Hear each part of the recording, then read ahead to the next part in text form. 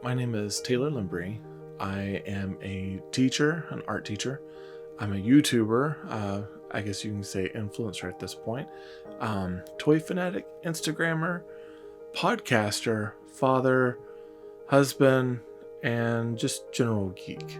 I'm on a podcast called Talking Toys with Taylor and Jeff. It started up because we were on another podcast that was called We're Not Fanboys, and it was about comic books. And we decided, I told him, I was like, I don't really have as much to talk about with my passion, so I'd like to do a toy segment. So we had what was called Throw Down the Toy Aisle recently that inspired me to finally make the toy channel. It's a slow mover, but it's mainly reviews, and then now it's starting to kind of get some new areas of, I guess, geekiness. So, anything that we can put in there that just seems very, very pop culture, woohoo, we're gonna do it. So I'm about to be at this point 41, and I have been an avid toy player, collector of the sort for about 41 years. Since I was born, I've always loved toys. I've been endeared to them, and I enjoy the way that toys can influence a child to make them imagine and work out problems within their life. So toys are a very big thing for me. When you're a toy collector and being 41, when I tell people that I'm really into toys, many times they kind of laugh because it's like there's this 40-something-year-old guy who's playing with toys, and it just seems so weird.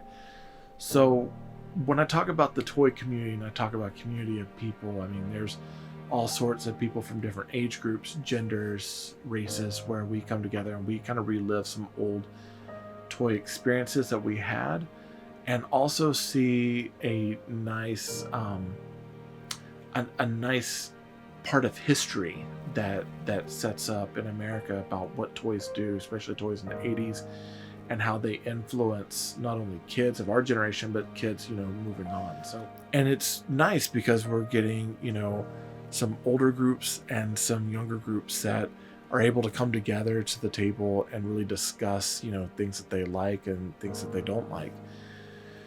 But with that, it also brings the bigger complication in the end when you start having lots of people from different backgrounds. You start getting lots of different opinions that deal with political and social, which is usually not a problem, except when you have people who are, I guess, true fandoms. And when they become true fandoms, they want something very specific to how it was when they were kids. And the problem with when they were kids is that it wasn't as a forgiving multicultural world as it's becoming now.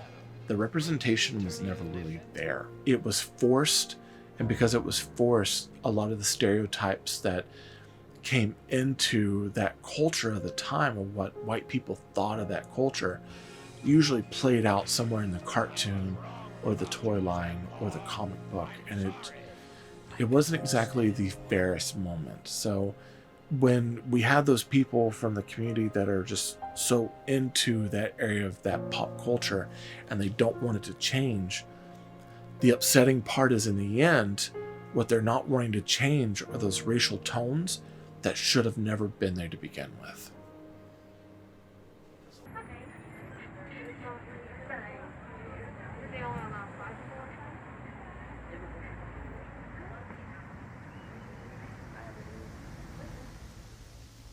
My name is Joanna Davis McElligott, and I'm an assistant professor of Black Literary and Cultural Studies in the Department of English at UNT. I think that toys are diversifying last, and I think that's maybe to do with the sort of direct representation that you get when you play with a doll.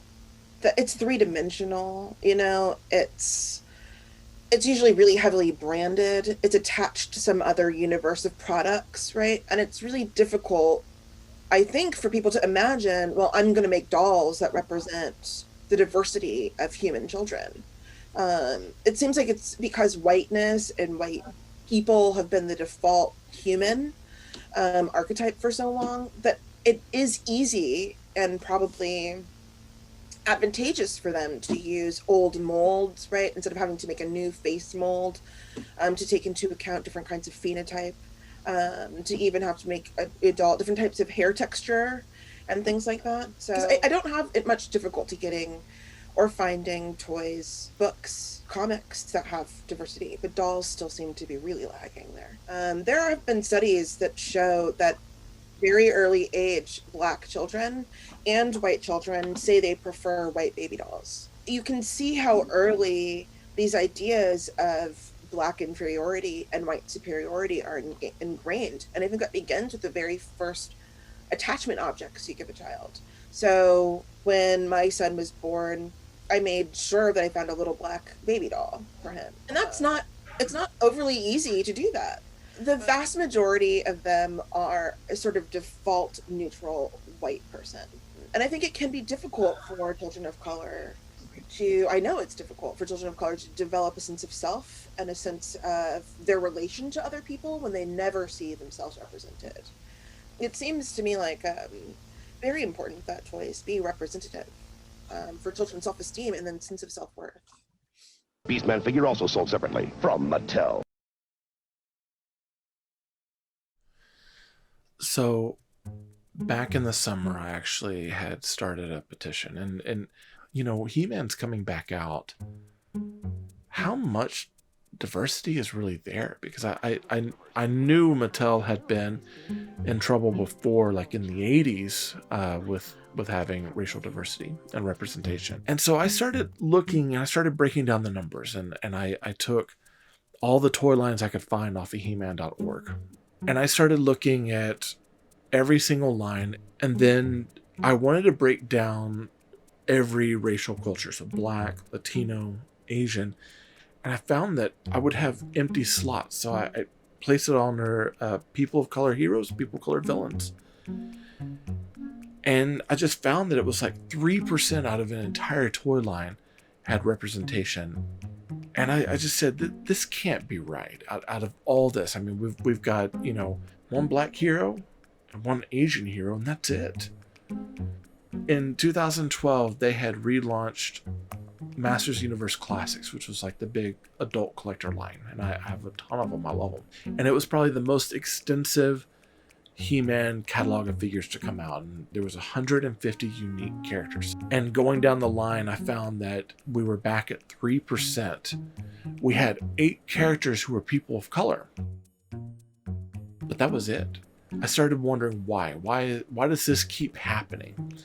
And so I decided, I said, I want to run a petition to Mattel, since they've got Origins coming out. I know it's supposed to be going back to the beginning. It's supposed to be going back to the roots of it. It's like, but the roots of it at this point don't matter. We have adult collector lines. We have people who are 40 and up at this point that have their He-Man figures. But if you're bringing it to the stores, this is for the kids. And for the kids, we need to hit them on the roots of, yes, this is He-Man, this is what he does. But now he needs a diverse cast that represents the kids that would be out there buying it. So I initially launched the petition on change.org, and I started, pushing the petition to them, pushing the petition on He-Man boards on Facebook, and trying to do it on the He-Man boards on He-Man.org. And at first, the response was amazing. I had so many people that were like, if I'd had representation of me when I was a kid, that would have just been amazing. I'm like, this is like, if you have kids, this petition is for them at this point. And then the fandom stepped in.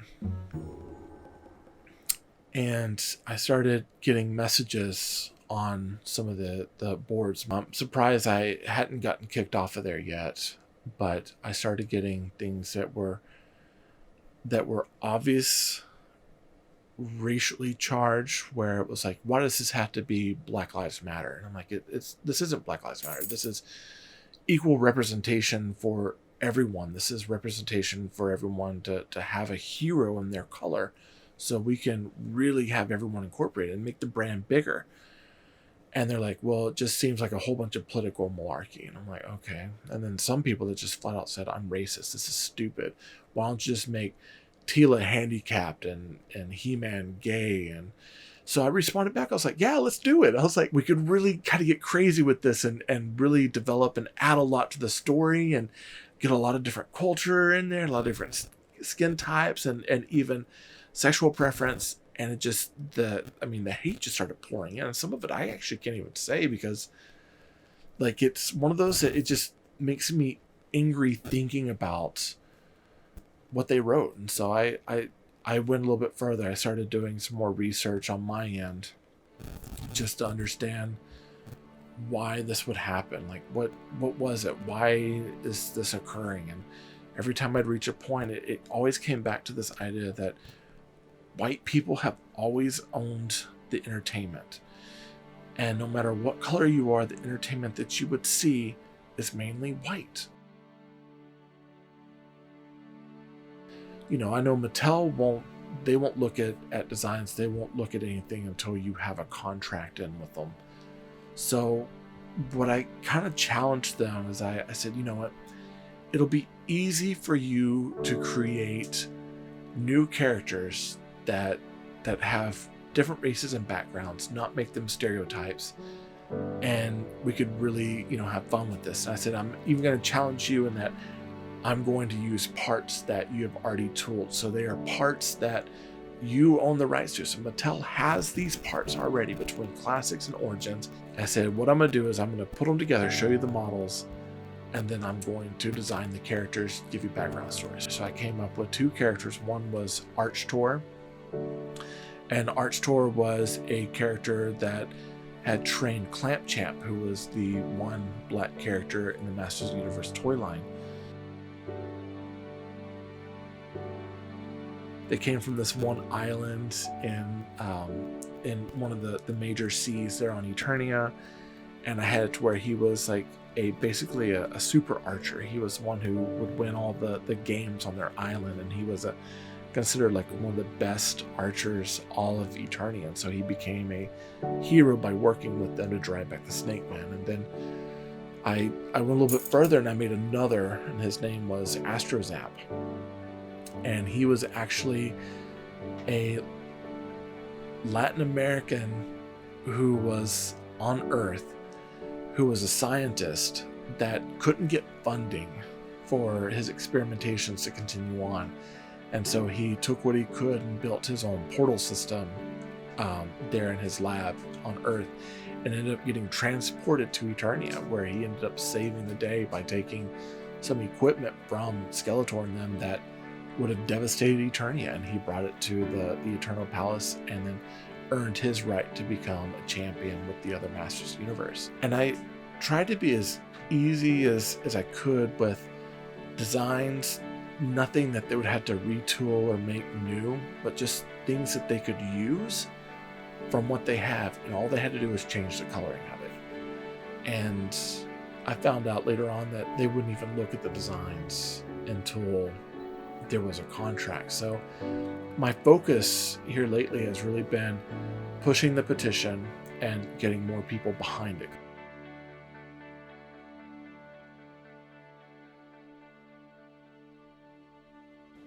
The petition in the long run, sadly, it's nothing more than a platform just to get signatures, but I have to look at it as more than that. I have to look at it as a platform that can help educate.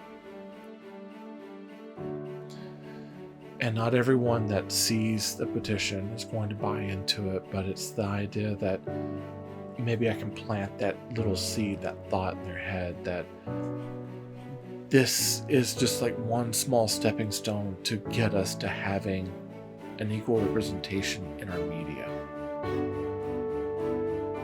Even kids that grow up can see themselves differently than what society might expect them to be. This is for them to be able to have the equal footing representation, so they can feel they can be heroes as well, because it's such a minuscule thing, but just to change perception of how we see race in America and really viewing everyone as a hero can make the world a difference. but we had to start young.